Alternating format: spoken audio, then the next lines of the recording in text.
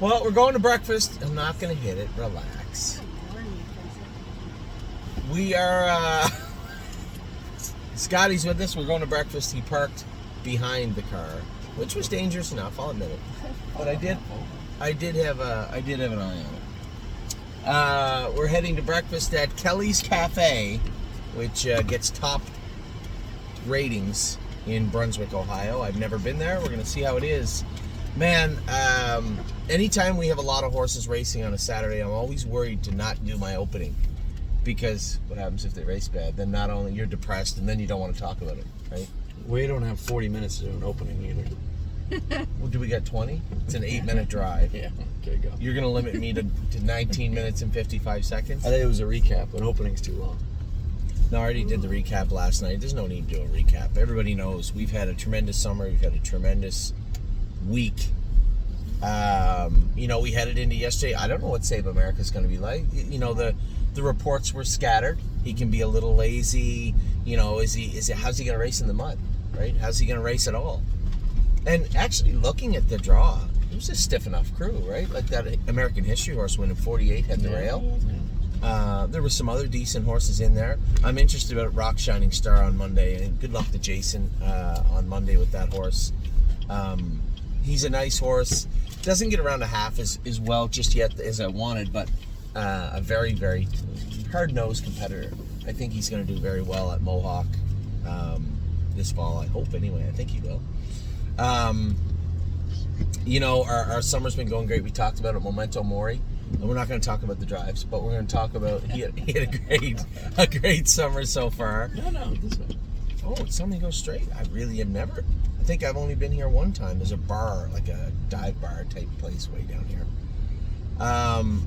Memento Mori's a contender in that group, right? Yeah, for sure. Yeah, looks good. I was just talking to Scott before we left here about maybe taking Gaslight Hall down for one division of maybe even the gold, which might sound stupid to you, but he can only race in one division. If there's only enough horses for one division every week, he only has to race in the one division, I think, right? Yeah. And then go back to Ontario, strengthen him back up. He's going to be a grassroots horse, which sounds silly. He's going to be a grassroots horse in Ontario, but much the same trajectory that Memory and Imagination was on last year. Now, we might have raced him in the Sire Stake in Pennsylvania, but he was a periphery type horse, right? He was on the bubble, but he wasn't like a killer in Pennsylvania. No, well, you're definitely going to stretch his legs out in the A division.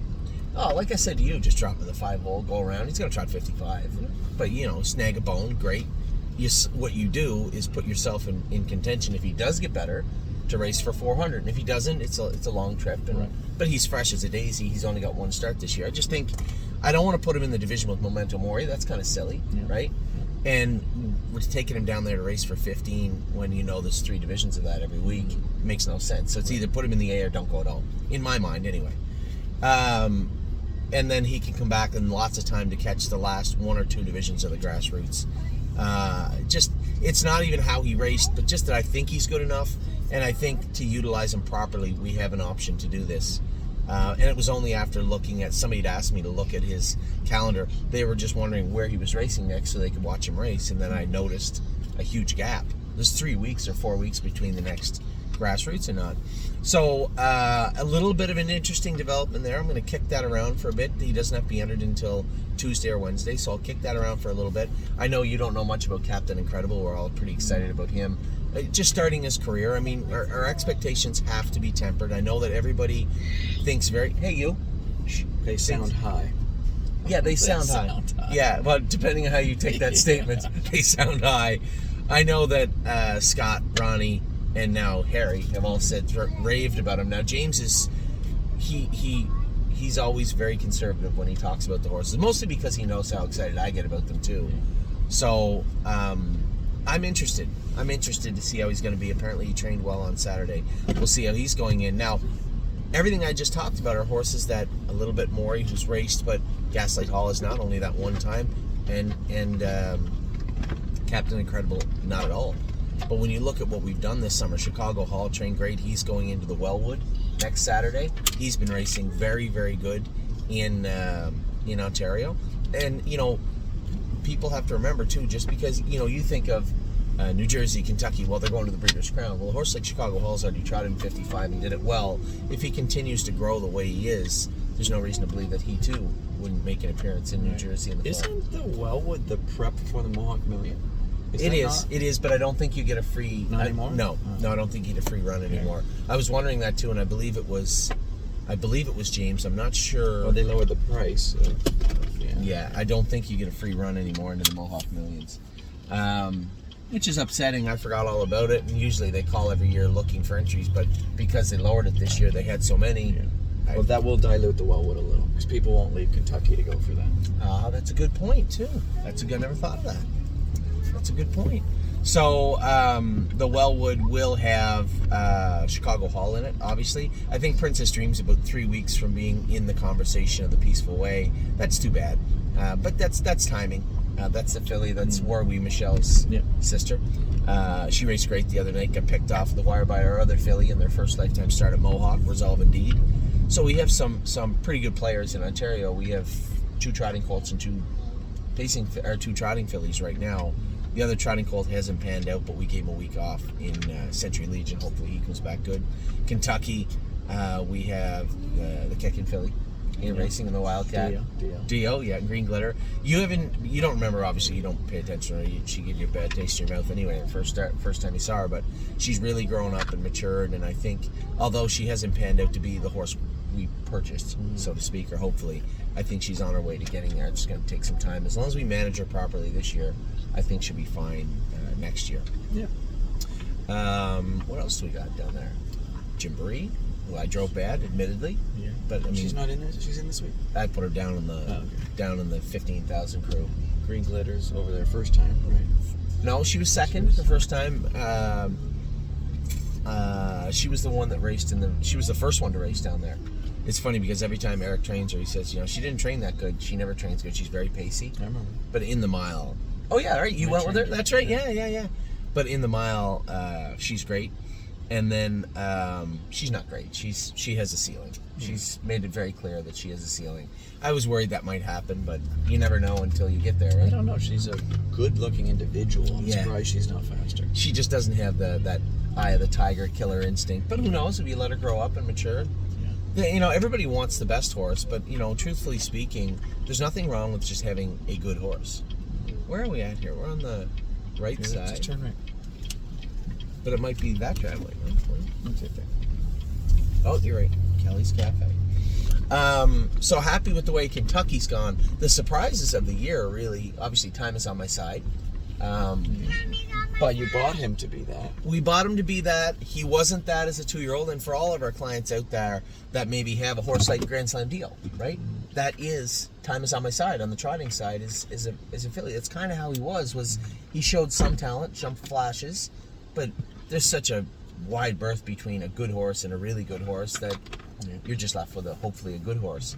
And he's been such a surprise this year. The mile he went yesterday was stout, let's say. Won a big mile, but what are you gonna do? I think that that's just the way the the front end won, I think, 90% of the races yesterday. That was the other thing because I they noticed. The track hard and fast. The track was good yesterday. The track, I'm not going to say it was reminiscent of old Northfield, but it was pretty close. It's the best it's been all year right now. And I told everybody, I made a point to pull up to the track crew because they have been under so much scrutiny and pressure all year because the track has not been good. Really, they didn't build the track. They're just grooming it. And I made a point to pull up the fence and say, hey guys, you got the track really good tonight. No, that's awful. That makes for bad racing, is what that makes it. What does? Hard tracks that you just go as fast as you can. No. Nobody can win from third and back.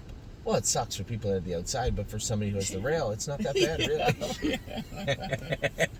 really. You're right, but when at this point we've only had 2 versions of Northfield. Yeah. Loose, dangerous Northfield and fast, hard Northfield. And it wasn't super hard last night. It was just a little firm. I don't think it was like rock hard. It was just firm. You went 25-4. If I told you a month ago you're going to go 25-4 at Northfield, you'd say, "Oh, if you'd have told me 8 hours ago, 12 hours ago, I was going to go 25-4. I really didn't know how he'd be until he warmed up. See, that horse had never really gone a fast mile on a half ever. I see the write-ups of Wish You Well is raced on a half, and the other horse And how tough is that horse? I don't care what anybody says. That horse was lame in the post parade. Was she what? No, the one that won it. How tough was he? And it's not his fault. It's not like they brought a lame horse. They had his foot all taped up. He clearly had a quarter crack or something. That's a good horse to go out and do that. I think he has a huge win streak too. Eight in a row, I think, or 9 in a row in Indiana. I don't know the horse's name, I can't remember, but he raced big, and I'm really happy for Joey Putnam. For anybody that doesn't cheer for a kid like that, you just don't really like horse racing, and you don't want to see it survive. How old would Joey be? 23, 24, 25? Yeah, I don't know, but he's a really nice kid. And puts the work in, good family. I met him maybe 5 years ago. He's much younger. His dad, they had the tack shop, I think, in Indiana, if I'm not mistaken, right at the track. I believe they did. And his dad was one of the head of the association or something down there. Just really nice people. Super, super nice people. And obviously I wanted to win. But I'm happy that you get beat. Good consolation prize. Yeah, well, I mean, you get beat by a kid like that. It's not like you beat me or something. It's like, So, I would have beat you too. Well, we'll never know because We will never know. It's very important. I know you know this. I don't have to bring it up because you're Scott Zero, but you have to keep the horses on gate. Yeah. It's very difficult Rule to win. number 1. You can't break rule number 1. I saw your horse scoring down, and I'm like, Oh my God, was he bad? I'm like, oh, I'm like, nobody told me he gallops the whole post parade. Yeah, I'm watching you try and get this thing to pace, and I'm watching Joey go by, and he looked lame, and I'm like, I think I have a shot in here. So it was a great race last night, and obviously super happy. I feel bad for James. You know, he wins everything. At some point, people are gonna, the jealous horse people are gonna start cheering against James because he wins a lot of races. You know what people are like. What are you referring to? Just that he never gets to go down to win the Gold Cup because he's in the Wellwood, he's in the whatever. I'm hoping that he gets a light draw next week and that he considers it.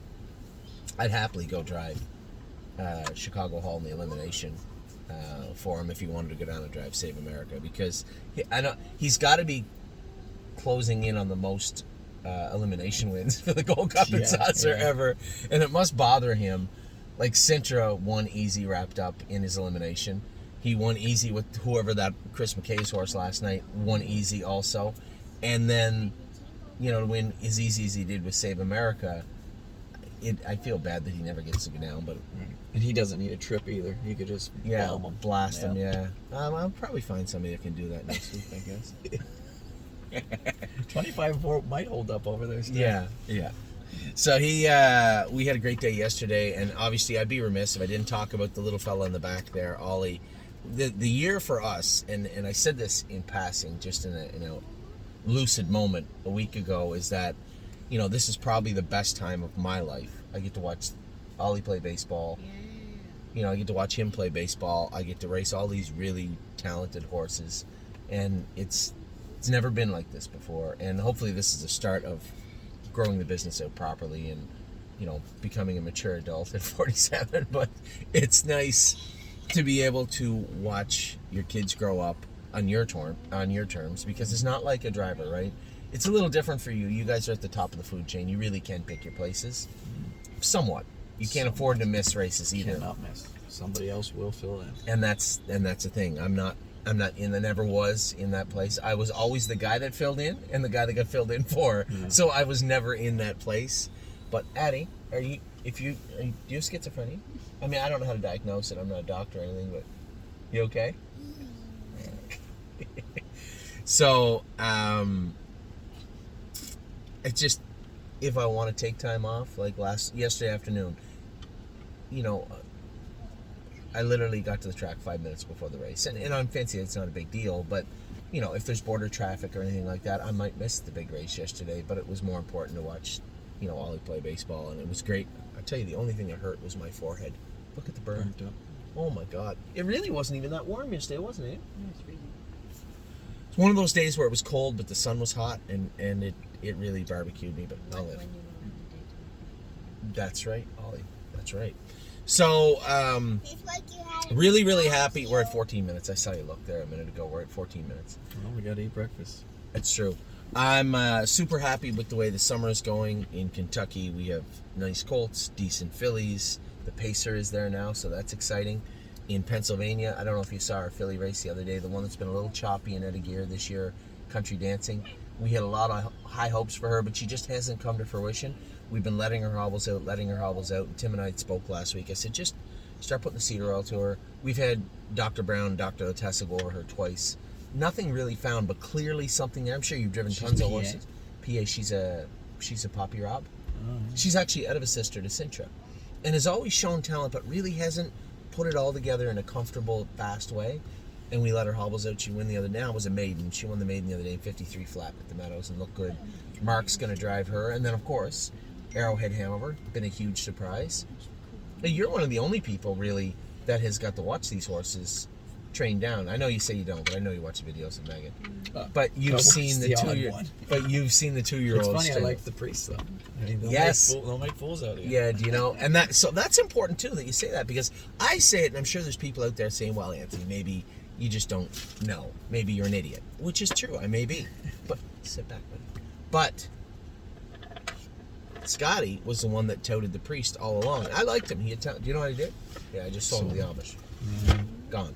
Our blacksmith bought the priest and LT Troubadour. LT Troubadour was one of my top picks coming into the sale in Ohio. Was he slow or he just kept breaking? Yeah. The priest, bad attitude, and really didn't finish off his mile well. And the other day we had scoped him after the qualifier. There wasn't really anything to confirm why he flattened out the way he did. And then we drew his blood. There was nothing found there. And I'm like, no, that's it. And that's the thing, is that's we talked in about Green Glitter, right? I had always touted her, even when you went with her and qualified her. I always loved the filly, but she just didn't have that grit, right? And you see the horses start to show up to do. Gymboree, she's fought through adversity to been a nice filly. You throw that last line out. You liked her when you left Oak Grove with her. I drove her bad last week. It's not the end of the world. Well, she's got one big move. But she's only had one big move.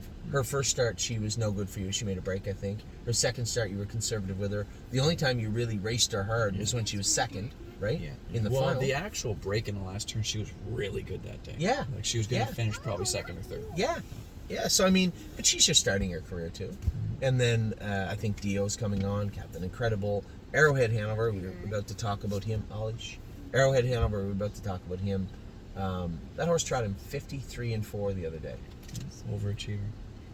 Yes, but those are the best ones, right? You remember the colt, the other international money colt we had the year before, Austral Hanover. Yeah. He's actually better than Austral Hanover was, but Austral Hanover was one of my favorite horses to drive. If you said quick, top 3 horses you ever drove, Austral Hanover might make the list. It probably will for a while. And it's been a great summer for the babies. It's been a great summer for the 3-year-olds also. Pickpocket hasn't come around. He was a little rude last week.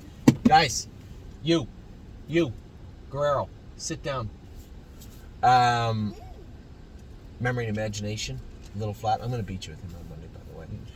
No shot. Tuesday, yeah. Mine's dropping from the 80 to the 30. Don't care. It's Bright Star. Racing against Bright Star many He's in the times. Hambo limb. Don't care. I'm going to beat you on Tuesday. You'll the best, beat me to the front is where you'll beat me to. That's very possible. Yes. I might. I'm going to beat you. Now, everybody gets to see it. I'm going to rub it in now if I do beat.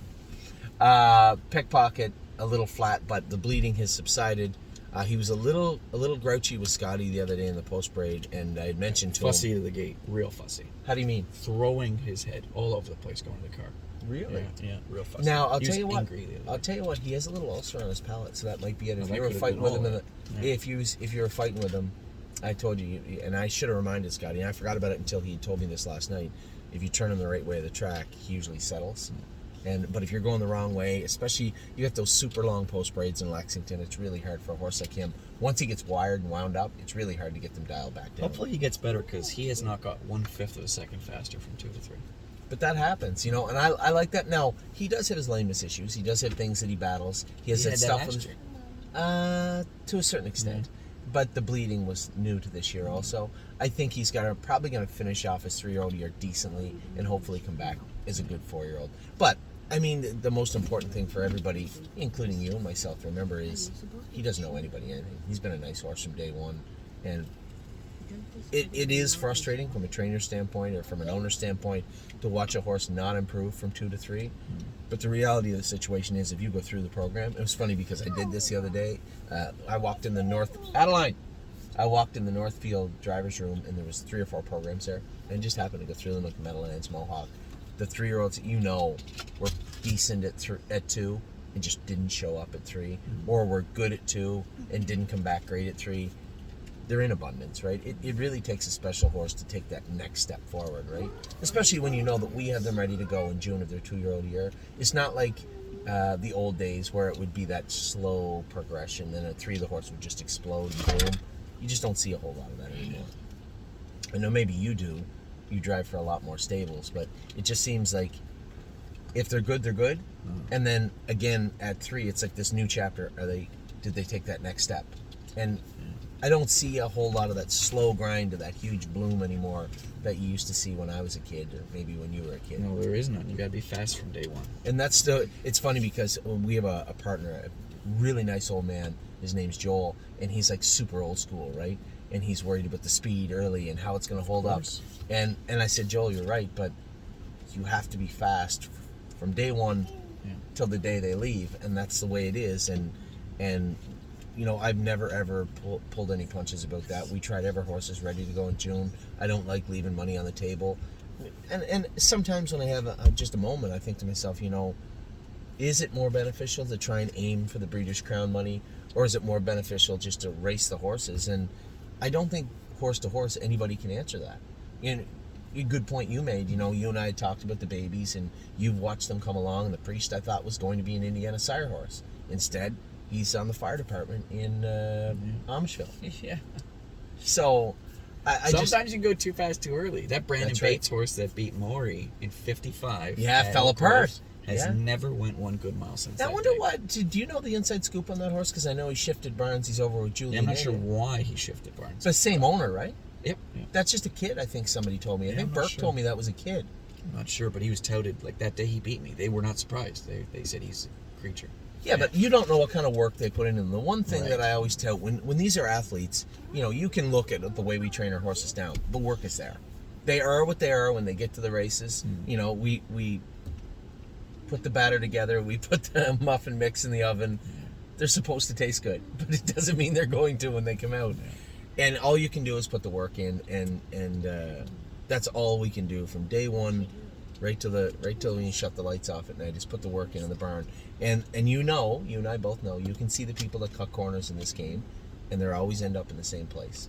Right. But Maury's a good example of, like, we all know he's really fast, right? Yeah. But he might be a little too fast. Well, he's stupid. Too fast, he doesn't understand the game. Those horses change when they, you know, but you can see horses that have raw talent, and as drivers, we call them cheap speed, right? If they just don't pan out. Yeah. But those horses, they got to learn. And the one thing about Maury was he was always stubborn. We gelded him really early, and he was always a little slower to learn. And the biggest problem with Maury was he always beat up on everybody because he was just that much faster than them. So the question remains, and I say this to our clients all the time, what's Maury going to do when other horses as fast as him are around him all the time? He can be a coward and not race good. And you've been very protective of him also. Because he's fast. Yeah. So we've never really seen what is Maury going to do when he gets hurt, because you've always been pretty protective with him. But that's a good thing, too, because he's quick. So he's quick enough to overcome a bad situation. Yeah. But he's quick enough to put you in a bad situation, I noticed the other day, too. How are your arms coming out of the last turn? We were in trouble. I noticed. I noticed. Because he saw daylight. You can't show him daylight. He'll follow a helmet 2 fingers. And if he sees... But that's how we train. And that's partly my fault. I often wonder that when I move the horses out, there's no slow grind. When we train our horses, it's turn a foot, right? When you move, it's game on. And I often wonder to myself, you can't do everything perfect, right? I think that's just our brand. That's how we are, and we grow. If you look at how, and you've known me a long time, if you look at how we've trained horses all along, I've always been Anthony. But at the same time, I think the way that we manage our horses has changed. I see how other people do it, and I try to learn from that also. But I think that brand of how we train is just us for now, and I don't think there's anything wrong with that. You know, our horses are always useful, right? Our horses are always usually prepared to race. They may not be the best horses, but they're prepared to race in the races they're in. Oh, go ahead. That's okay. That's cool. Addie Bear, you trying to take over my video? You get up here right now, you little turkey. It's 11 o'clock. Yeah, we're leaving right now. So we're past the 20 minutes, but that was Scott's fault because we were talking about how bad he drove. What do you think? You'll thank me in 2 months. No, I thanked you the other day. That's the one time. Listen, I might joke about it, but Ollie, buddy, stop. But I always say, you know, when you and James, it bothers me sometimes when James drives super conservative. And, you know, it bothers me when you drive super conservative sometimes. But there is a flip side to that coin. You have to realize what's at stake and what's coming down the line. And the way you've driven Memento Mori, stop right now. The way you've driven Memento Mori has been great, and I think it's gonna pay dividends because of that. And the way that James has tried to manage Chicago Hall, I know he doesn't like when I interject my 2 cents, but the whole goal is to have the best horse at the end of the day, right? Mm-hmm. The way we got Time Is On My Side to last night was not usual, right? But that, you and I talked about that quickly, that opens up a ton of doors for other horses that are potentially in his position also, because you would never look at a horse like Time Is On My Side and say, okay, this is what we're going to do. We're going to turn him out, geld him, bring him back. Then we're going to race him in December, January, February, turn him out, bring him back, race him in the sires, turn him out, bring him back. And then we're just going to race against the best horses in the world. It doesn't work out that way. It hasn't. Anyway, we're going in to eat right now. So with that, I'm going to let you guys go. Everybody's rushing me. Addie's going to get a full Nelson here in a second. Scotty's hungry and has to get going to Kentucky. Everybody has had a great weekend. How's your week been going, by the way? I never asked you. It's pretty good. Pretty good? You having a good summer? Racing, yeah. I apologize. Any killers that you've been going with? I haven't had a Dan Patch horse, but Like a year-end on. like this is your horse. Yeah, you haven't had one of those. But overall, it's actually been really well. Future looks good. Oh, that's good. That's good. And I know Megan is working hard on the horses she has. I told everybody, I kind of teased everybody, we might send Fansack, who's not Save America, a good horse down there. Yeah. But the one thing, and maybe I'm different from Megan. I know Megan wants to win big races. I just want to have our horses in a position to win all the time. And I like I'm Fancy Like, and I think she'll do down there. And who knows? Time Is On My Side getting around a half-mile track. May open some doors down the road, too. So, with that, I'll let everybody go. You got to say bye-bye to everybody. Say, be nice. Say bye, everybody. Bye-bye. You say, hope you had a great weekend. You have a great week. And I will talk to you all very soon. We're going to Kelly's Cafe for breakfast. Mwah. Take care, everybody.